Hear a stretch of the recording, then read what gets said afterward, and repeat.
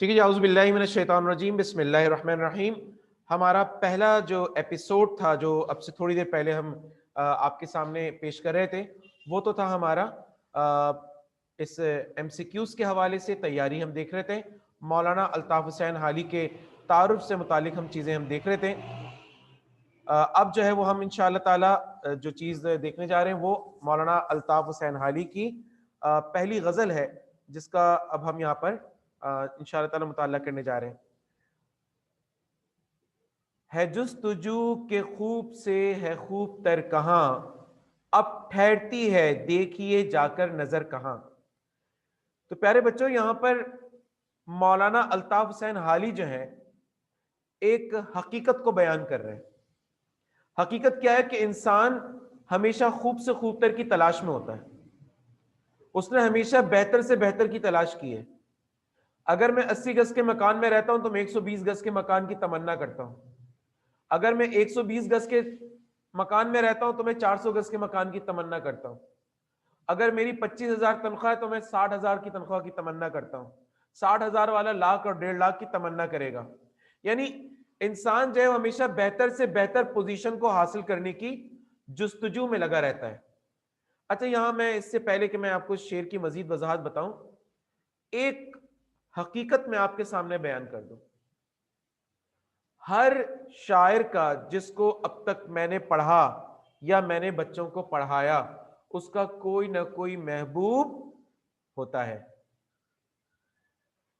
चाहे वो इश्क हकीकी हो, चाहे वो इश्क मजाजी हो, कोई ना कोई महबूब होता है। किसी ना किसी का जख्म वो अपने साथ लगाए बैठा होता है। उसकी शायरी में वो दर्द, वो कर्ब, वो तकलीफ महसूस होती है। लेकिन मौलाना अल्ताफ हुसैन हाली की जिंदगी में कोई महबूब नहीं है। मैं इश्क मजाजी की बात कर रहा हूं। इश्क मजाजी से मुराद वो इश्क जो इंसानों से किया जाता है। इनका कोई महबूब नहीं है।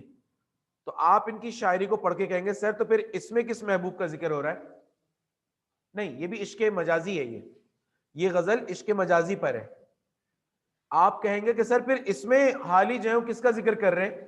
फर्जी महबूब, ख्याली महबूब। अपने ख्याल में, अपने तसव्वुर में उन्होंने एक महबूब को लेकर आए और ये सोचा कि एक महबूब क्या दर्द, क्या तकलीफ, क्या क्या वो बेवफाई करेगा, उसको तसव्वुर करके इन्होंने गजल लिखी है।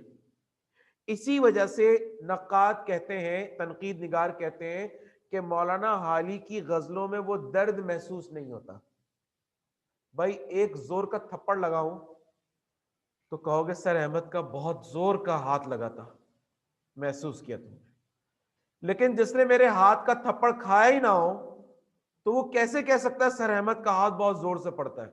और पढ़ने के ऊपर ही पता चलेगा ना। तो जब इश्क किया ही नहीं है तो इश्क का दर्द कैसे बताएंगे कि मेरा इश्क का दर्द क्या है?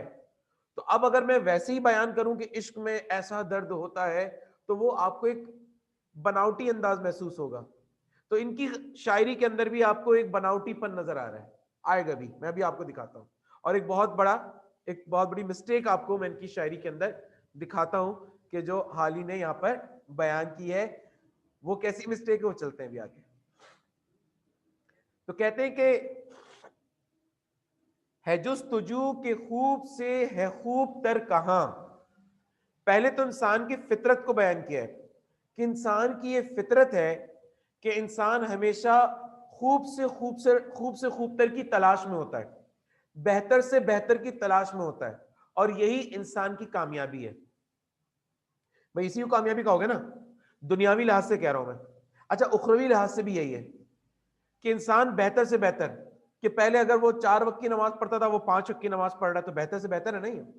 पहले वो 5 वक्त की पढ़ता था वो तहज्जुद भी पढ़ रहा है, बेहतर से बेहतर है ना?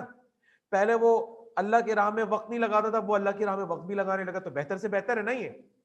और अल्लाह के रसूल ने भी यही फरमाया कि हलाक और बर्बाद हो गया वो शख्स जिसका गुज़िश्ता कल उसके आने वाले कल से बेहतर ना हो। तो मतलब ये तो बात तो हमें दीन के अंदर भी नजर आती है। तो हाली भी यहां पर यही बात कह रहे हैं कि खूब से खूबतर की जो तलाश है, यही दरअसल इंसान की महराज है, यही दरअसल इंसान की कामयाबी है। और यहां पर वो किस चीज की तलाश में, खूबसूरती की तलाश में। इनकी जो निगाहें हैं ना मौलाना हाली की, वो खूबसूरती को तलाश कर रही हैं और बेहतर से बेहतर, खूबसूरत से खूबसूरत की तलाश में। अब देखना यह है कि ये आंखें कहां जाकर ठहरती हैं, किस पर जाके ठहरती हैं, कौन है जो खूबसूरत से खूबसूरत तरीन है जिस पर जाके निगाहें मेरी ठहर जाएंगी। तो यहां वो यही बात कहते हैं, अब ठहरती है देखिए जाकर नजर कहां। अब ये नजरें कहां जाकर ठहरती हैं, जहां जाके ये नजरें ठहरेंगी, इसका मतलब वो खूबसूरती का आला दर्जा है, खूबसूरती का सबसे आला वो नमूना है जिस पर जाके अब ये नजर ठहरेंगी। और जब तक ये नजरें इसी तलाश में जारी हैं। तो सिंपल सी बात कही थी, इसके अंदर कोई बहुत ज्यादा मुश्किल कोई बात इसके अंदर नहीं थी। हाली की सारी बातें ऐसे ही हैं, हाली की गजल के अंदर आप देखेंगे सारी बातें ऐसे ही हैं। तो जुस्तजू का मतलब क्या हुआ, तलाश। ठीक है, मैंने आपको कई बार ये बात बताई है कि अगर आपको अल्फाज के मायने आते हैं तो आप क्या हैं, बादशाह हैं। आप बेहतरीन जो है वो तशरीह कर सकते हैं। अब देखिए यहां पर क्या कहते हैं, या रब इस इख्तिलात का अंजाम हो बखैर। अच्छा, इख्तिलात का जो लफ्ज मखलूत से निकला है, मखलूक कहते हैं मिक्स गैदरिंग को, जहां मर्द और औरतें एक जगह मौजूद हो, को एजुकेशन। हम स्कूलों में देखते हैं ना, तो को एजुकेशन, तो को कहते ही वहां जहां लड़के लड़कियां एक साथ तालीम हासिल करते हैं उसे को कहते हैं। तो यहां पर मखलूत का मतलब भी वही है, लेकिन इख्तिलात के मायने क्या है, मेल जोल। इख्तिलात के मायने क्या है, मेल जोल। और दूसरे मायने आप यहां लेंगे इसके बेतकल्लुफी, दूसरे मायने लेंगे इसके यहां पे बेतकल्लुफी।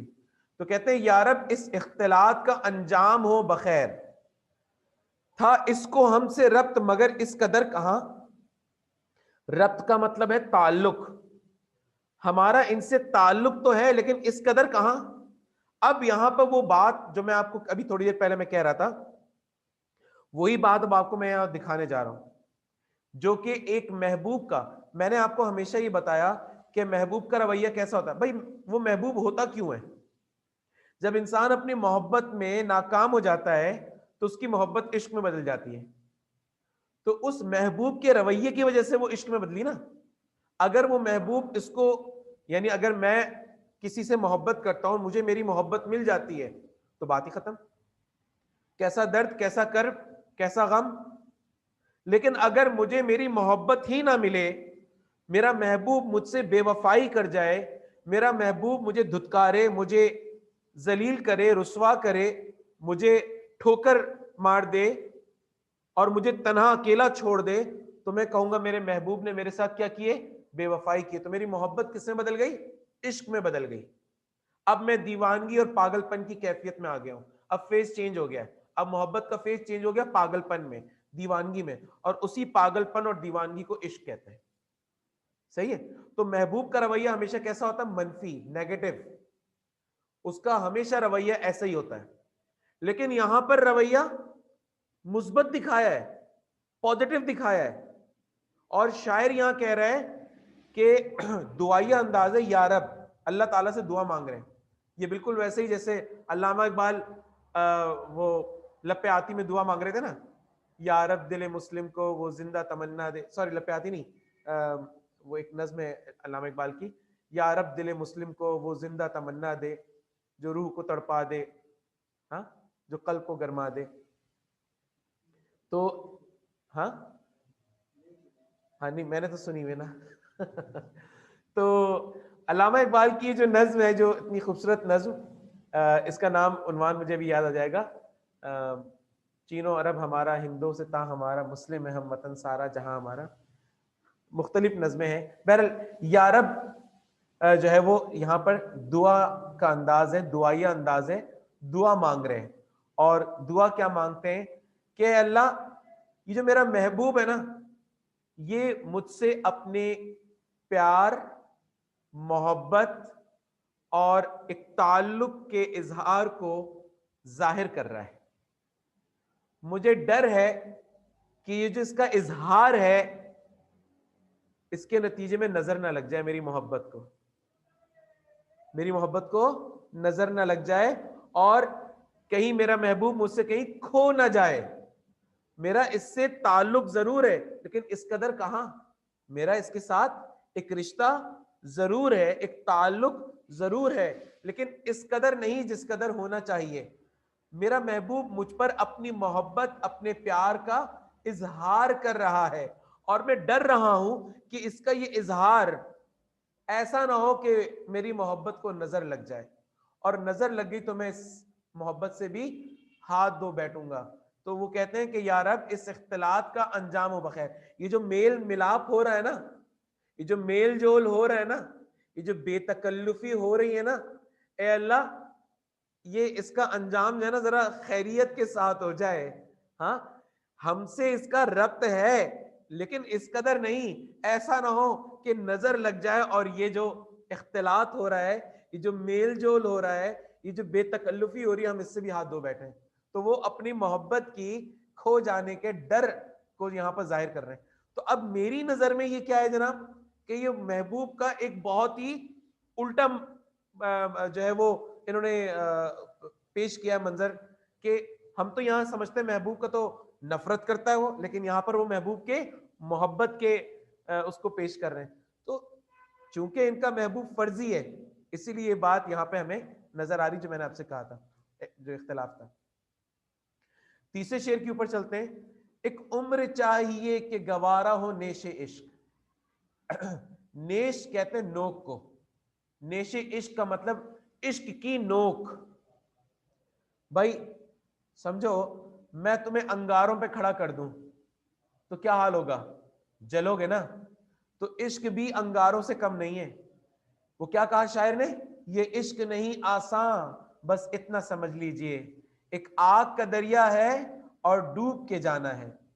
ये इश्क जो है ना एक आग का दरिया है, और जिस किसी ने इस दरिया को पार करना है तो उसे डूब के जाना होगा। मेरा तो नहीं है। ये शेर बता दूंगा इंशाल्लाह, याद नहीं, लेकिन किसी मशहूर शायर का ये इश्क नहीं आसान, बस इतना समझ लीजिए, एक आग का दरिया है और डूब के जाना है। इश्क में बड़ी दर्द, बड़ी कर्ब, बड़ी तकलीफें होती हैं। शुरू शुरू में ये दर्द, ये कर्ब, ये तकलीफें बहुत सताती हैं। अल्लाह ताला आप सबको महफूज रखे, लेकिन जो जो इस दर्द और इस कर्ब से गुजरा है उसको वही समझ सकता है कि इश्क के अंदर बहुत ही तकलीफें होती हैं। शुरू में जो दर्द और कर्ब और तकलीफें महबूब की जानिब से मिलती हैं, सहना उसको बहुत मुश्किल होता है, लेकिन एक वक्त गुजर जाने के बाद वही दर्द, वही कर्ब, वही तकलीफें अब मिठास में बदल जाती हैं। अब उसके लगाए गए जख्म जो है अब वो अच्छे लगते हैं, अब उसके लगाए गए जख्म जो है मीठे महसूस होते हैं। तो शायर भी यहां पर यही कहता है। अच्छा, फिर एक बात हमेशा याद रखिएगा कि अगर मैं पहली दफा जब उस्ताद बना था, जब मैंने पहली दफा क्लास लेने शुरू की थी, तो क्या मेरा जो लेवल है उस्तादी का वो आज वाला है? कभी भी नहीं हो सकता। भाई एक सोनार है, उसने पहली दफा दुकान ज्वाइन की, पहली दफा काम करना सीखा उसने, तो क्या पहली दफा में वो सोना जो डिजाइन बनाते हैं और उसको चोट मारते हैं, क्या बहुत अच्छे तरीके से बनाना शुरू कर दिया उसने? नहीं ना, एक वक्त लगा होगा उसे। एक लोहार है, लोहा डिजाइन कर रहा है, वो कोई शेप बना रहा है, तो क्या पहली दफा में उसने सीख लिया होगा सब कुछ? नहीं ना, एक उम्र लगी होगी।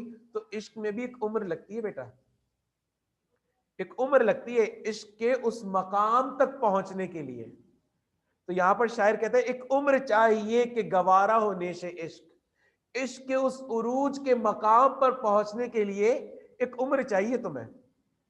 रखिए आज लज्जते जख्मे जिगर कहां, आज कहां, ये तो इश्क के उस दर्जे पर पहुंचने के बाद वो इश्क की नोक, यानी वो दर्द, वो कर्ब, वो तकलीफें, वो एक वक्त आएगा जब तुम्हें उसके अंदर जख्म जिगर लगने के बाद तुम्हें मिठास महसूस होना शुरू हो जाएगी। लेकिन उस वक्त तक नहीं होगी जब तक तुम उसके अंदर वक्त नहीं लगाओगे। जिस चीज में भी तुम वक्त लगाओगे तो उसके अंजाम को जब पहुंचोगे तो वो उस वक्त एक बहुत बेहतरीन समर, उसका एक बहुत बेहतरीन फल मिलता है।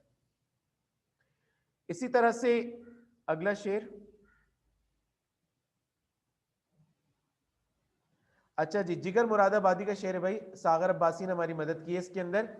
वो जो शेर मैंने कहा ना कि ये इश्क नहीं है आसान, बस इतना समझ लीजिए, तो सागर अब्बासी कहते हैं कि सर ये जिगर मुरादाबादी का शेर है। जजाकल्ला सागर। अच्छा, फिर कहते हैं कि कौनो मकान से है दिल वहशी किनारा गिर, कौनो मकान से है दिल वहशी किनारा गिर, इस खान माँ खराब ने ढूंढा है घर कहाँ। यहां पर अपने दिल को मलामत कर रहे हैं, अपने दिल को कोस रहे हैं। कहते हैं कि कौनो मकान से है दिल वहशी किनारा गिर। आपको याद होगा कि गालिब की गजल का एक शेर पढ़ा था, गालिबन हमने यहाँ सेकंड ईयर में, फर्स्ट ईयर के अंदर हमने पढ़ा था, जिसमें गालिब ने कहा था ना कि, आपको मैं दिखा देता हूं।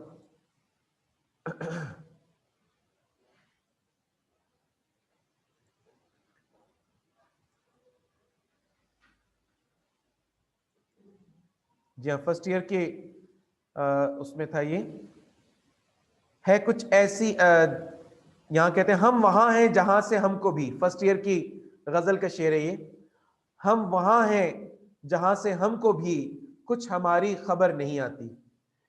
इस शेर के अंदर जो मौजू है, जो मजमून है, वही कुछ इस गजल के अंदर भी मौजूद है, जो अभी मैंने आपके सामने शेर मैंने बयान किया है आपके सामने।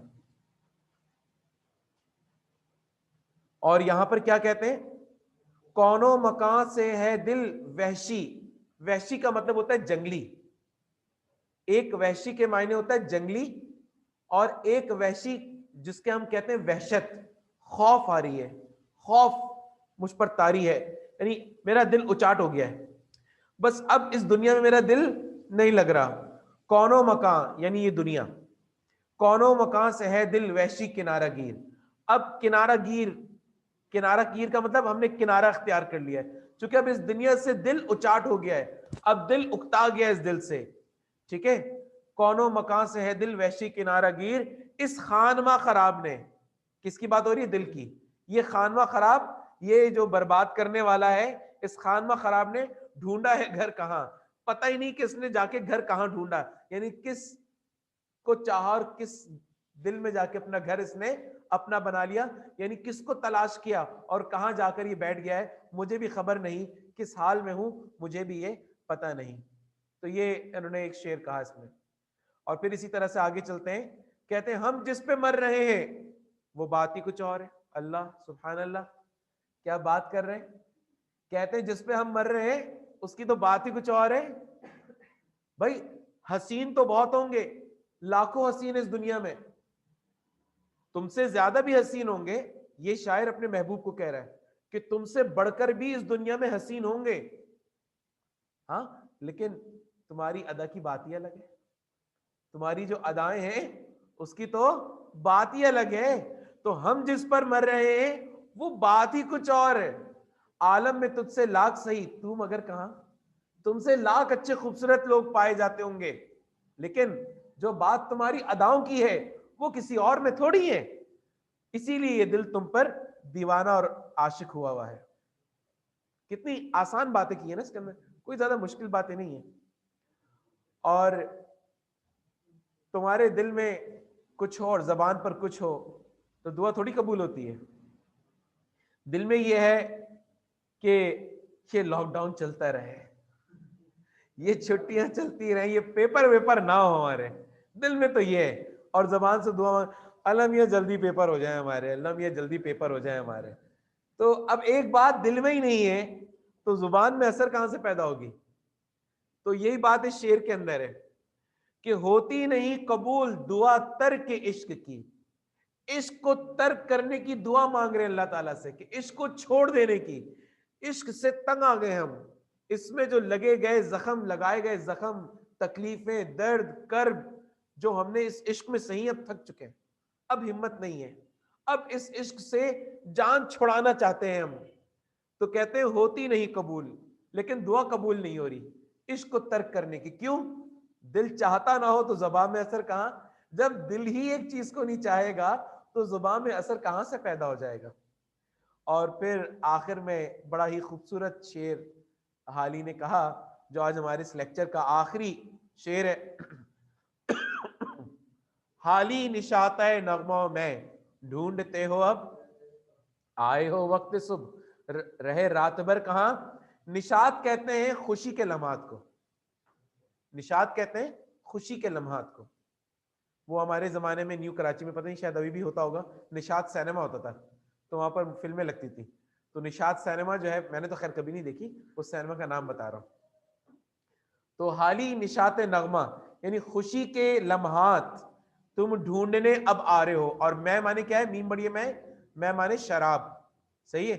खुशी के लम्हात अब तुम ढूंढने आ रहे हो और शराब की तलाश में आ रहे हो। भाई शराब की तलाश में कहाँ आएंगे, शराब की महफिल में।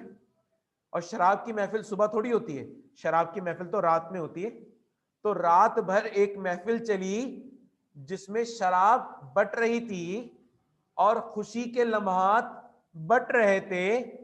रात भर तो तुम आए नहीं, अब जब सुबह हुई तब तुम आ गए हैं। रात भर कहां थे भाई, है। अब सुबह के वक्त में ये शराब की महफिलें थोड़ी सजाई जाती हैं, सुबह के वक्त में ये खुशी के लम्हात थोड़ी बटेंगे, ये तो रात की महफिलें होती हैं, रात में खत्म हो गई। ये बात नहीं कह रहा शायर इसमें, यही तो कमाल है शायरी के अंदर। कहते कुछ है, समझाना कुछ और चाह रहे होते हैं। कहा तो यही है लेकिन समझा कुछ और रहे। समझा ये रहे रात से मुराद जिंदगी है। ओ भाई रात भर कहां थे, पूरी जिंदगी कहां थे तुम। अब आ रहे हो उम्र के इस आखिरी हिस्से में, सुबह, सुबह माने यानी अब जब जिंदगी तमाम होने आ रही है। अब तुम खुशी के लम्हात और शराब तलाश करने आ रहे हो। अभी खुशी के लम्हात और शराब से मुराद शराब नहीं है, यानी जिंदगी के अंदर, यानी देखो इंसान की जिंदगी ना बेमकसद नहीं होनी चाहिए। इंसान की जिंदगी का कोई ना कोई मकसद होना चाहिए, चाहे वो इश्क ही क्यों ना हो, चाहे वो इश्क ही क्यों ना हो। तो पूरी जिंदगी कहां थे तुम, पूरी जिंदगी तुमने गुजार दी, अब जब आखिरी लम्हात आए अब अपनी जिंदगी का मकसद पाने के लिए आ रहे हो, तो पूरी जिंदगी कहां गुजार गुजार दी तुमने।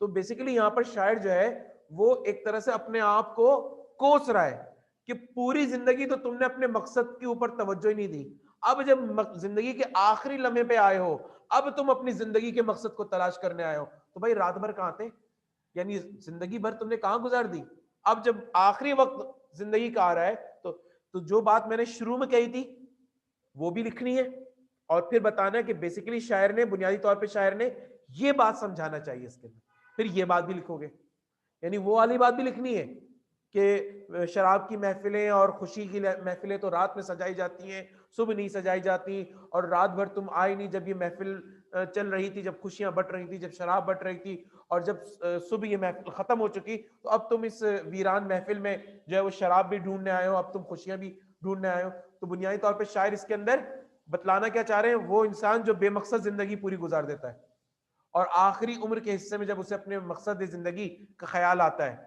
तो सवाल वो अपने आप से ही करते हैं और कहते हैं कि पहले जिंदगी भर कहां थे, जो वक्त असल जवानी का वक्त था, जो अपनी जिंदगी के मकसद को पाने का असल खूबसूरत वक्त था, वो तो तुमने गंवा दिया। और अब जो तुम्हारी उम्र का आखिरी हिस्सा है उसके अंदर अपनी जिंदगी के मकसद को हासिल करने आ रहे हो, तो अब तो जिंदगी बर्बाद करने के मुतरादिफ है।